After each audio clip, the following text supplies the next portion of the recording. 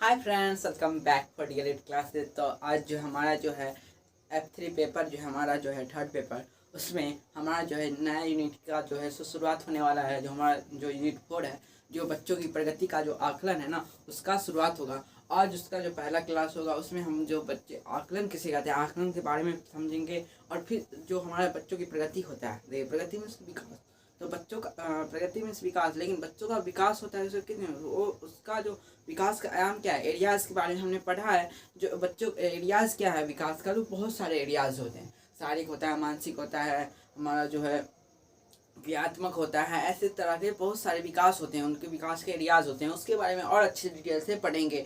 और इस जो विकास के एरियाज़ है ना, हम उस बाल विकास जो हमने पढ़ा है विकास का चैप्टर में, उसमें भी अच्छी तरह से पढ़ा है। और इसे और अच्छी तरह से जो हम इसे एक्सप्लेनेशन करके पढ़ेंगे। जो हमारा जो इसमें प्रगति का आकलन जो होता है उस किस तरह से होता है और किस किस एरियाज़ में होता है बच्चों में। तो चलिए पहले हम जो हमारा इसका जो हमारा पहला टॉपिक है आकलन, पहले बच्चों जो हमारा इसका जो यूनिट 4 है बच्चों की प्रगति के आकलन में, जब हम पहले आकलन समझ लेते हैं, आकलन किसे कहते हैं। आज एज ए टीचर आप एक शिक्षक बनने वाले हो ना, तो आपको ये सब भी जानना जरूरी है। कहीं पे अगर आप कोई भी आपसे पूछ सकता है जो आप आकलन से क्या तात्पर्य है, आकलन से आप क्या समझते हो, आप इसे क्यों करते हो, आप आकलन क्यों करते हो, आप जो मूल्यांकन है वो क्यों करते हो।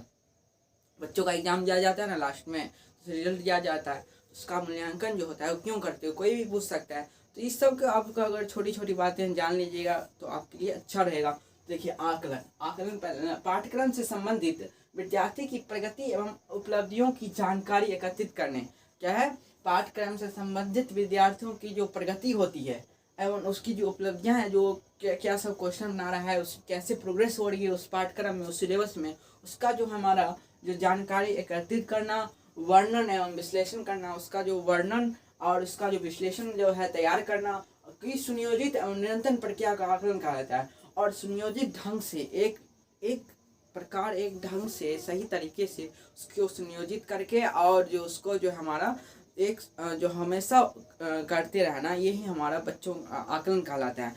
जो बच्चों को जो है जो पाठ्यक्रम हो या जो कुछ भी हो, जो उसमें वो एनालिसिस करे बच्चों को, तो वही का आकलन कराते हैं। उसकी प्रगति को उसको जो है वर्णन करे, उससे सुनिश्चित ढंग से विवरण दे, तो वही हमारा क्या हुआ, आकलन हुआ बच्चों में। और आकलन का एक प्रकार मूल्यांकन कह सकते हैं। जो मूल्यांकन के जरिए हम बच्चों का आकलन करते हैं। मूल्यांकन भी दो तरह के होते हैं। बच्चा सा एग्जाम लेते हैं ना, दो तरह के, एक क्या होता है साप्ताहिक या मासिक आप बोल सकते हैं टेस्ट होता है, और फिर आपका लास्ट ईयर के लास्ट में जाके आपके क्लास का टेस्ट देना पड़ता है, जो आपका जो रिजल्ट फिर आता है, जो पास या फेल होते हैं, परसेंटेज के हिसाब से आपका जो प्रोग्रेस दिखाया जाता है। तो बच्चे में क्या होता है, आकलन ही करते हो आप, उसका जो बच्चों का अवलोकन करते हो मूल्यांकन के जरिए। तो हमारा अब जो आकलन है उस कुछ समय आप करते समय जो है कुछ बातों के ध्यान में रखना चाहिए। आप अगर किसी बच्चे का आकलन कर रहे हैं, उसका अवलोकन कर रहे हैं, आकलन अवलोकन सेम ही होता है, चाहे आकलन करिए या अवलोकन करिए।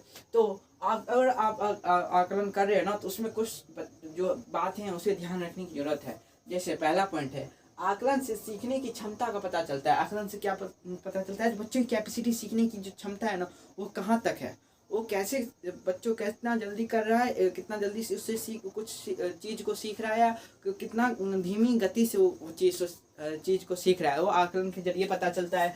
दूसरा हमारा आकलन निर्देशों के साथ साथ एवं लगातार चलता रहता है। आकलन क्या है, एक निर्देश के साथ साथ चलता रहता है, और ये आकलन हमेशा चलता रहता है। ये आकलन जो है सो रुकता नहीं है। जो हमारा प्रोग्रेस है, प्रोग्रेस जो हमेशा चलता रहता है, तो वही प्रोग्रेस में अगर होगा बच्चों का, तभी ना आकलन करिएगा जो कितना प्रोग्रेस हुआ है, वो कितना जो आगे बढ़ा है, उसमें वृद्धि कितनी हुई है।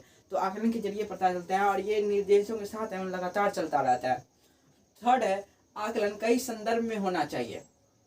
आकलन से पहले अनेक विभिन्न रूपों और संदर्भों की समझ जरूरी है। और जो हम देखिए आकलन कई संदर्भ में होने चाहिए, मतलब आकलन जो ना सिर्फ आप शिक्षा में ही नहीं करिए। अगर कोई बच्चा, अगर आप शिक्षा में तेज है, मतलब पढ़ने में तेज है, और लेकिन और कुछ एक्टिविटी जो है उसकी खेल की प्रक्रिया या गतिविधियाँ जो है वो अन्य गतिविधियों में पीछे है, तो उसका अगर आकलन करिएगा ना, तो एक ही शिक्षा के माध्यम से नहीं करिएगा। अगर वो पढ़ने में अच्छा है तो सभी चीज़ में अच्छा हो, ऐसा जरूरी नहीं है। अगर कोई बच्चा पढ़ने में जो अच्छा नहीं होता है, लेकिन वो अन्य चीज़ों को करने में, गतिविधियों को करने में जो ना बहुत अच्छा निकलता है, तो यही हमारा ये जो आकलन कई संदर्भ में होना चाहिए, जो हमारा बहुत संदर्भ में होना चाहिए। कोई एक आप एक फील्ड में आप आकलन करके उस बच्चे का जो है ना अवलोकन करके उसका विवरण आप नहीं कर सकते। उसे पूरे तरह से चारों तरफ से उसे देख के जो है विभिन्न रूप में जो है ना उसे अवलोकन करके तब उसको जो है ना आप जो है उसे एनालिसिस कर सकते हैं बच्चों को। इसके बाद हमारा है वो बच्चे के स्तर के अनुकूल हो, और वो क्या है बच्चों के स्तर के अनुकूल हो। जो बच्चे जितने साल के हों, अगर आप मान के चलिए 2 साल वाले बच्चों को आप अपेक्षा करिए उनसे जो तुरंत वो कुछ जो हमारा जो है जो तुरंत जोड़ सीख ले, या आपका जो फ्रैक्शन है जो भिन्न जोड़ है वो सब तुरंत सीख ले, तो वो 2 साल वाला बच्चा कैसे सीखेगा। अगर कोई दूसरे उसके अपेक्षा के अगर सीख जाते हैं तो आप उसको भी चाहिएगा जो नहीं तुम भी सीख लो तुम भी सीख लो, तो वो अपने हिसाब से ही सीखेगा ना, आपको जिसकी जितनी कैपेसिटी होगी उस वैसे ही सीखेगा। और एक बात और यहाँ पे मैंने पॉइंट में लिखा हुआ है, मैं आगे बताऊँगा कि जो बच्चे को अगर कभी भी आप आकलन करिएगा और कभी भी आप उसका जो एनालिसिस करिएगा वो दूसरे बच्चों को देख कर नहीं करिएगा। अगर दूसरा पढ़ रहा है तो उसको भी पढ़ना चाहिए, ऐसा नहीं बिल्कुल भी नहीं करना है। क्योंकि बच्चों में कुछ हर एक बच्चे में एक अलग कैपेसिटी होती है, और सब बच्चा और सभी बच्चे क्या सभी व्यक्ति जो ना सो अपने आप में जो है सो जो उनमें जो अपने आप में एक ऐसी टैलेंट छुपी होती है, ऐसी जो हमारा जो क्या बोलते हैं उसे जो पावर होती है आप कह सकते हो ना, आधुनिक पावर जो छुपी होती है जो सभी बच्चों में अलग अलग तरह की होती है, और वो कभी कभी निकल नहीं पाती है, किसी की बहुत जल्दी जो पावर है वो बच्चा पहचान लेता है, वो पावर जो है जल्दी निकल जाता है, तो बच्चा जो है अच्छी तरह से ग्रो करने लगता है। किसी को अपनी ताकत पहचानने में टाइम लगता है, जो बच्चा वो बाद में धीरे धीरे जो है धीमी गति से बढ़ता है। तो किसी बच्चे को ना दूसरे बच्चों को देख के जो है कंपटीशन नहीं करना चाहिए। जो उससे नहीं आप में 4 बच्चा बैठा हुआ है, कोई एक जवाब दे रहा है यानी 2 जवाब दे रहा है, तो तीसरा चौथा बच्चों का क्या मूर्ख नहीं समझ सकते हैं, क्योंकि सारे का ऐसा टाइम आता है ना सबको सब कुछ नहीं पता रहता है। ऐसा तो होता है, शिक्षक भी होते हैं जो मुझे भी जैसे मान के चलिए मैं भी जो है सब कुछ जानता तो नहीं हूँ, जो मैं जो है यहाँ पे पढ़ता हूँ समझता हूँ एनालिसिस करता हूँ, मैं यहाँ पे आके बताता हूँ। तो क्या है मुझे भी तो आप पूछिएगा ये सर पढ़ा रहे हैं जिसको तो सब कुछ आता होगा, तो ऐसा तो नहीं है, किसी को ऐसा नहीं होता है। जो अगर बच्चा बैठा हुआ है तो सभी बच्चे को आना ही चाहिए। ऐसा हो सकता है जो दूसरे को जो पहला दूसरा सुना रहा है तीसरा चौथा का नहीं होगा, और जो तीसरा चौथा का होगा वो पहला दूसरा का नहीं होगा। तो ऐसे आप आंकलन एक दूसरे से देख के नहीं कर सकते हो।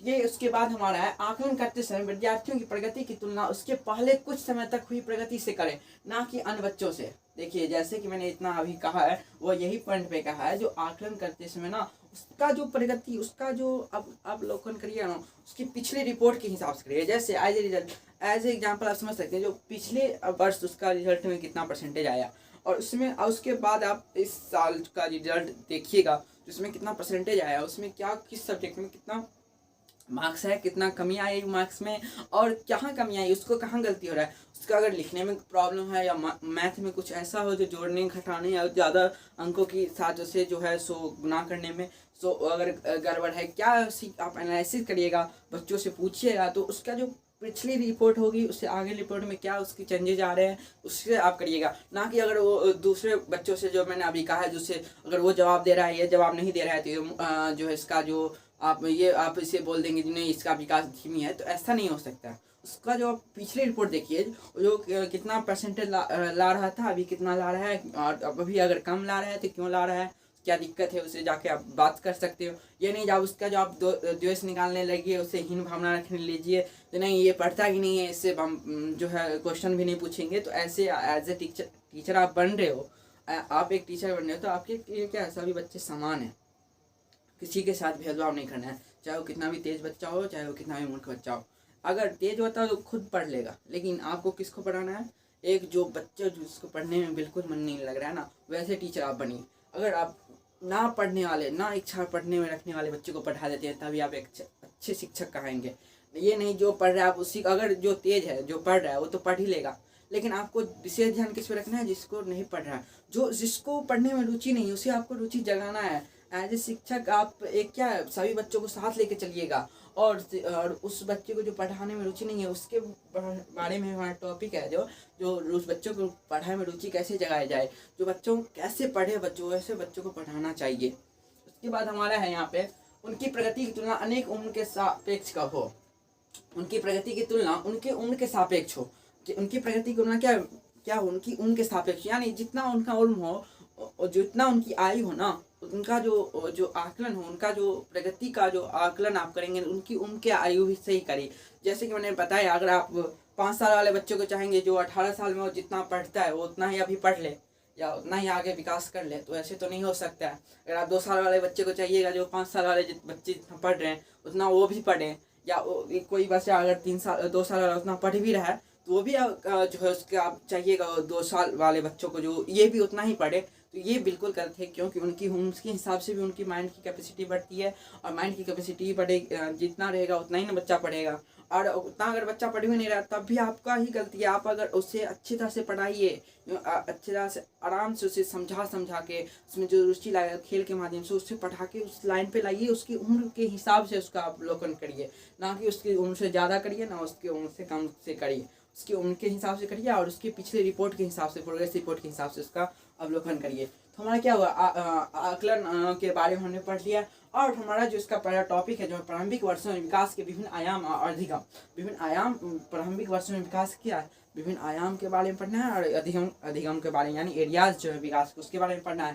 तो देखिए, समांतर प्रारंभिक बाल अवस्था में विकास को मूलतः 6 आयाम में बांटा गया है। क्या बांटा गया है? प्रारंभिक बाल अवस्था में विकास को मूलतः 6 आयाम में बांटा गया है। पहला है शारीरिक स्वास्थ्य एवं गत्यात्मक विकास। इसके जो 6 के बारे में है ना, हम जो है कल सुबह जो क्लास होगा उसमें 6 को हम अच्छे से पूरा डिटेल से एक्सप्लेनेशन करके बताएंगे, क्योंकि यहाँ पे एग्जाम में पूछ भी देता है विकास के आयाम सब। तो पहला देखिए, शारीरिक स्वास्थ्य एवं गत्यात्मक विकास। शारीरिक विकास में क्या हो गया, बच्चों में जो पहले क्या होती है, बच्चों में भ्रूण बनता है, भ्रूण में बच्चा उसके शारीरिक हाथ पैर पाँव बनते हैं। फिर बच्चा जन्म लेता है तो बच्चे 2 साल तक बच्चों में क्या होता है, मांसपेशियाँ स्ट्रांग होती है, वो हाथ पैर को जो है सो रेशियो जो है माइंड के साथ ही हमारा हाथ पैर भी चलता है। तो जो हाथ पैर चलाना वो सीखता है, उसका रेशियो, अगर ये हाथ उठाना हो, अगर ये पेन को अगर ऐसे पकड़ता है तो ऐसे पकड़ना, उसकी जो मांसपेशियाँ स्ट्रांग होती है ऐसे सीखता है। तो ये सब हमारा क्या शारीरिक विकास एवं गत्यात्मक विकास होता है। दूसरा है भाषा के विकास। बच्चा पहले तो ला के बोलता है, एक बच्चा कैसे बोलता है, पहले एक वर्ड बोलता है, वर्ड करके उसके फिर सेंटेंस बनाना नहीं आता है, वो एक वर्ड को ही वाक्य समझ लेता है। वो मतलब वो आप वाक्य बोलते हो ना, मैंने अभी तक जितना बड़ा वाक्य में बोला है इतना बड़ा वाक्य, लेकिन देखिए मैं बोल रहा हूँ वाक्य, वो जाता है तो वो जाता है हो गया, लेकिन बच्चा क्या है, जाता, आता, खा, पा, यही सब उसके लिए एक सेंटेंस हो गया, वाक्य हो गया। तो बच्चे पहले जो वर्ड को भी सेंटेंस में लेके ही बोलते हैं। तो ये हमारा क्या भाषा का विकास होता है, धीरे धीरे उसमें होता है। इसके और कल जो हम अच्छे से और भी अच्छे तरीके से पढ़ेंगे। थर्ड है संज्ञानात्मक विकास। संज्ञान का विकास होता है, यानी बच्चे को जो हमारे तंत्रिका विज्ञान और मनोविज्ञान का जो मिला का जो संज्ञान बनता है ना, बच्चों की जो हम माइंडलिटी का विकास होता है, कह सकते हैं बुद्धि का विकास होता है। तो संज्ञान का विकास में ही आता है। फिर हमारा इसका जो है हमारा चौथा है व्यक्तित्व, सामाजिक एवं भावनात्मक विकास। व्यक्तित्व और सामाजिक भावनाओं का विकास होता है, समाज का विकास होता है, समाज की जो हम जितने लोग हैं उसके प्रति भावनाओं का विकास होता है। और व्यक्ति जो हमारे बच्चे के जो स्व मदद करने की क्षमता का विकास होता है। बच्चे को अगर किसी को चोट लगती है उसे सहायता प्रदान करने की क्षमता का जो है सहायता प्रदान करने की सोच की भावना का विकास होता है। अगर किसी को किसी जगह जरूरत होती है तो उसे वो पूर्ति करने की जो भावना होती है, उसे जो पूर्ति करने की जो सोच होती है, जो भावना होती है, उससे उसकी मदद का विकास होता है। बहुत सारे ऐसे जो होते हैं जो सामाजिक मूल्यों का विकास होता है। उसके बाद हमारा है पांचवा संवेदी एवं ग्रहणशीलता का विकास होता है। संवेदी यानी इमोशन का मदद होता है, जो होता है सो जो इमोशंस है उनका विकास होता है। जो जितने जल्दी बच्चे ग्रहण करते हैं कोई भी चीज़ को, तो क्या हो ग्रहणशीलता को, ध्यान का, यानी ध्यान लगा के कोई बात आप सुन रहे हो उसका विकास होता है। बच्चे पहले ध्यान से कोई बात नहीं सुनते हैं। बच्चे आप अभी जितने बड़े हो, जितने अगर ध्यान से मेरी बात सुन रहे हो ना, उतने बच्चे नहीं सुनते हैं, वो रुचि नहीं लेते हैं। उनको जो रुचि दिलाना पड़ता है, लेकिन उसमें क्या है धीरे धीरे इसका भी विकास होता है ग्रहण करने की क्षमता को। छठा है हमारा रचनात्मक एवं सौंदर्य बोध का विकास होता है। जो हमारा रचनात्मक क्रिएटिविटी है, और किसी बच्चे को आर्ट रचनात्मक क्रिएटिविटी से हम क्या किसी वस्तु को सौंदर्य कर सकते हैं, यानी उसका जो कुछ नया स्वरूप है जो सबको अच्छा लगे उस रूप में हम उसे ढाल सकते हैं। तो बच्चों में क्या है क्रिएटिविटी का विकास होता है। जो मिट्टी का जो कोई बर्तन बनाता है तो अच्छे तरीक़ा से वो बना सकता है। अगर कोई पेंटिंग करता है तो और आगे जाके वो पेंटिंग कर रहा है तो उससे अच्छी तरीके से पेंटिंग बनाना आता है। वो अगर गाना गा रहा है बच्चे से ना, तो और धीरे धीरे अगर गाना फील्ड में रहता है और अच्छे तरीके से और विकास करने लगता है। अगर मैं अभी पढ़ा रहा हूँ, अगर मैं और 2-4 साल बाद पढ़ाऊँगा तो और अच्छे तरीके से पढ़ा सकता हूँ, मतलब पढ़ाऊँगा। क्योंकि मैं अगर इस फील्ड में रहा, अगर मैं पढ़ा रहा हो ना और वीडियो देता रहा, तो आप मेरा ये वीडियो देख लीजिएगा और उसके बाद मेरा 2 साल वाला बाद वाला वीडियो देख लीजिएगा, तो कितना फ़र्क रहेगा। कि मैं समझता हूँ मतलब क्रिएटिविटी का विकास होता रहता है, अगर जितना प्रैक्टिस होता है उतना विकास होता रहता है। तो चलिए, अगर वीडियो आपको अच्छा लगा हो तो लाइक कर दीजिएगा, और अगर समझ में आया हो ना तो चैनल को सब्सक्राइब कर दीजिएगा, और इस वीडियो को शेयर कर दीजिएगा। और इससे और हम कल जो है इसको अच्छी तरह से और हम लिख के और अच्छी तरह से समझाएंगे। तो तब तक के लिए बाय, स्टे ट्यून, मिलेंगे नेक्स्ट वीडियो में। बाय।